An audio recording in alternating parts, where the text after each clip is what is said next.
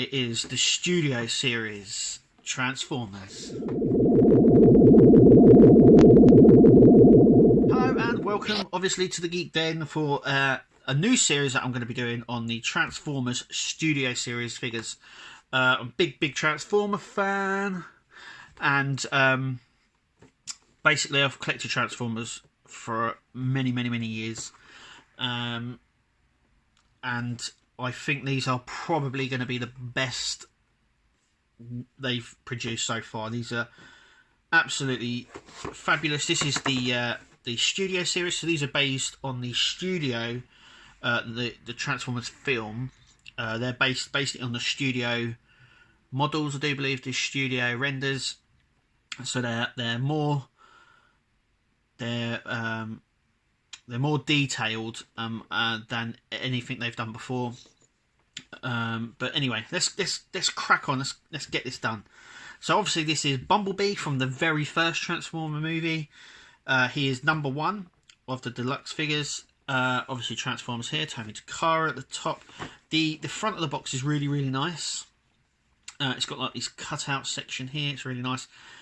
It's really nice that they've thought about collectors here, because it's a nice window box. Normally these are in blister packs. Basically the one with the cardboard bubble, the cardboard back, sorry, and the plastic bubble on them. So these are much more better for displaying. So you could easily display this on a shelf without even taking them out. But here at the Geek Den, we love taking them out. Obviously he's number 1 in the series, so obviously we have a nice picture here of Bumblebee. Also here we have another Bumblebee. This is really nice as well. So this is like a cutout window here with the Autobot logo underneath. So this is like a see-through window, and the Autobot logo is on the inside. Let's take a look at the back. So it says the big screen inspired scale, detailed and backdrop at the top here. So another thing with this is scale. I know it's been one of those nagging problems throughout the Transformers series of them not being in scale. This series is making all of the ones that are in the Studio series anyway within scale with every other one. So this is obviously Bumblebee, so he'll be in scale with, say, Optimus Prime or Megatron. They'll be completely in scale with one another. So that's really cool. It says police chase, so obviously this is the chase scene from the first movie with Barricade. It's got 22 steps. That's quite a lot of steps, considering the Last Night leader class ones I think are about 20, about 18 I do believe, or something like that. I haven't got one to hand, but I'm sure that's what it is. Obviously down here as well we have number 2, 3 and 4. So we have Stinger, another one never released in the series. We've got Crowbar here. We did have one of the Dreads from Dark on the Moon series, but we have him there, and obviously we've got Ratchet as well. Obviously it comes with a backdrop included and a little stand, but we'll obviously have a look at that. It does say here as well, build the cast, as you can see there. So that would indicate that they're doing quite a lot of these. Here it says Bumblebee faces off with the Decepticons to protect the human friends. To protect his human friends, sorry. Obviously it's sold separately. It's so really nice. Even through the box it looks so much more detailed than they've done before. But I'm really excited now to open him up and get him and have a look. So without further ado, let's open him up and take a look. Okay, so this is Bumblebee out of the packaging. As you can see, there's a bit of an angle here. So this is basically the cardboard that you get in the box. It's the same. It's actually the same size. The box, it goes like this. It's nice. It's made out of cardboard, but it is sort of solid cardboard. It can be opened up like so and pushed back. I've got a funny feeling that a lot of people won't know about this. Maybe just chuck it away. But as you can see, it says Transformers here. I would imagine ones for Dark of the Moon would say Dark of the Moon as well along there. But it says Transformers here, and obviously Studio Series number 1. Obviously you can have it like that. The picture at the back here, as you can see, depicts the sort of the scrapyard or workshop, that sort of builder's yard thing that they go in. I think it's a quarry or something actually.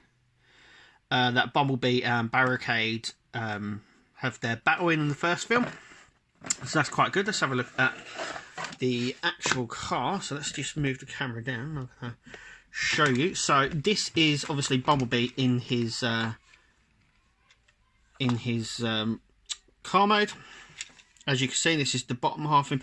I've got to say, it's really delicate, it's intricate, it's actually really, really nice. There are some chrome bits on the car. There's a lot of these extra details here, like the rivets here on the hood. And obviously the lights are even painted there. We've got chrome here, chrome there. There is quite a bit of chrome on it, but there's also some dull painting as well. So we've got chrome here. I mean, it just looks so much more better than anything they've produced before, and I am so pleased that I'm getting this series. And that transformation, yeah, it's pretty simple. Obviously, you do get his blaster, his cannon blaster. It does fit on the car, but looks a little bit weird. So it basically, and it does, like I said, it does fit. It goes here. And into this little groove here. It has, as you can see here, it has like the tabs that just basically just sits in. As you can see, it just sort of sits in like that, and it goes on the back. It looks a little bit out of place. Another thing as well, it is in the box and it is at the bottom, but I could also see this part getting lost. So be a bit careful. That's all I'm going to say. It is chrome as well. Like I said, there is some dull bits on here. Obviously his face is chrome, but these aren't. But I mean, it's really intricate, really nicely done, and it just shows you how far they've really come in terms of cars and transformations and things like that. It's really nice. So I'm going to transform him back into a robot, and I'm just going to break it up because I find that it's a lot easier breaking up. So basically just open up the doors like so, and these wheels come back. So you want to just pull these wheels so they're sort of like so. These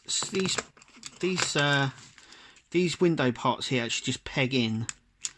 Oh, and it just pops off like that, but there's like a little catch here that these peg into. They just, as you can see here, they just sort of peg in like that, but we'll sort that out in a second. So the best thing to do is to try and free his push this section up and push this middle part. This middle part was is quite difficult to get up. As you can see, we'll take his arm off just for a second, just so it's easier to maneuver out. These just fold around like so. Now we can pivot these up a little bit and stick his arm back on. So it goes on just like so. Hands come out. We need to, like I said, we need to try and get. And like I said, when I did this, this was a really hard bit to. It's a really tight piece. There we go. So it just sort of just, obviously all this just folds back on itself.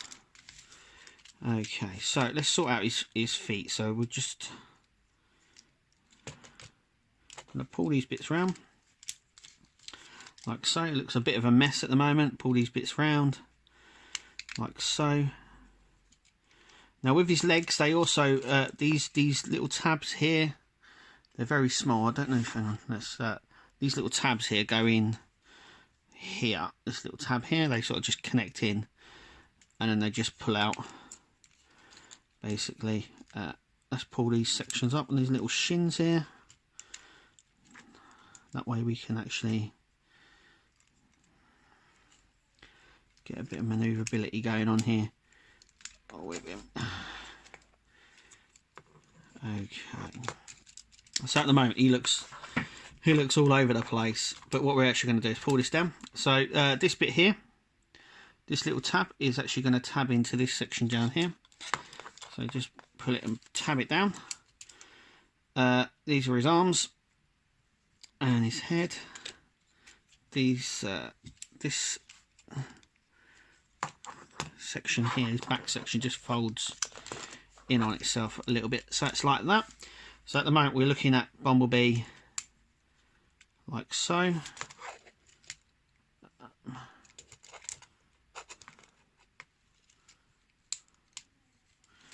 Now we've just got to untab all these sections here.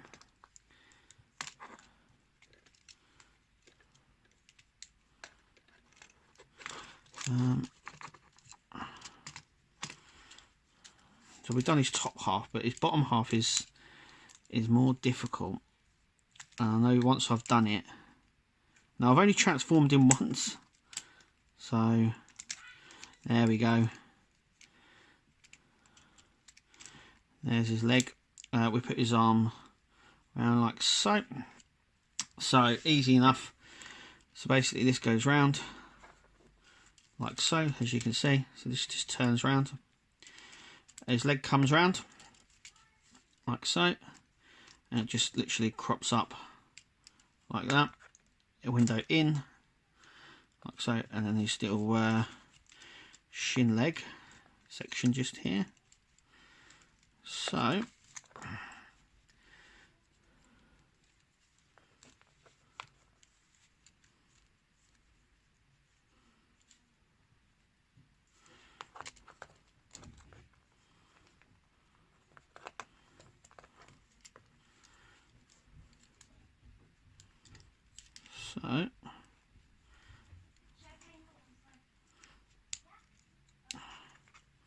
these just push up a little bit. I do believe that's just so. Now to untap these sections here and pull these round so they're like so. Everything just sort of tabs on and clicks on and something like that. So his doors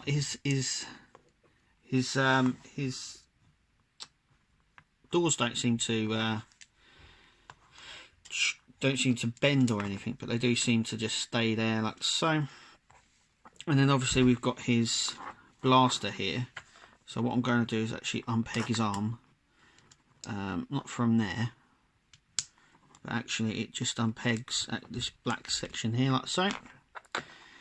And then we can give Bumblebee his arm. Just trying to figure out the best way. There we go. I'm trying to fit it on.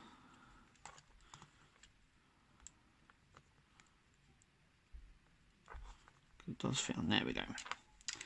Okay. Once again, these little tabs here, they keep falling off, but they are easy to click back on. So I've put his blaster on him. See, now you can actually see him a bit better. It does tap well. I mean, this is mainly for a sort of display purpose.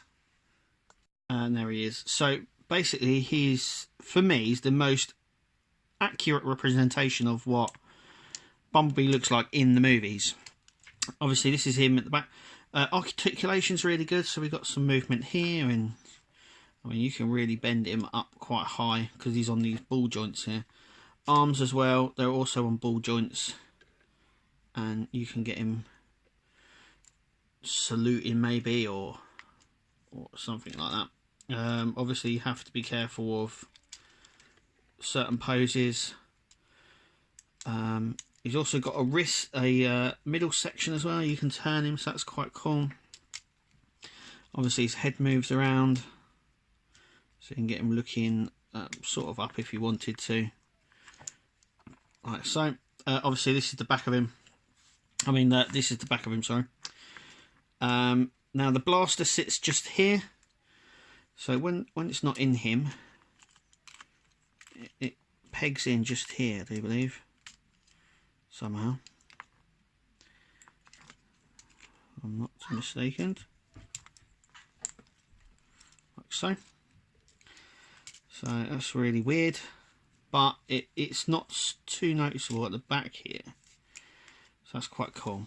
Let's give him this other hand.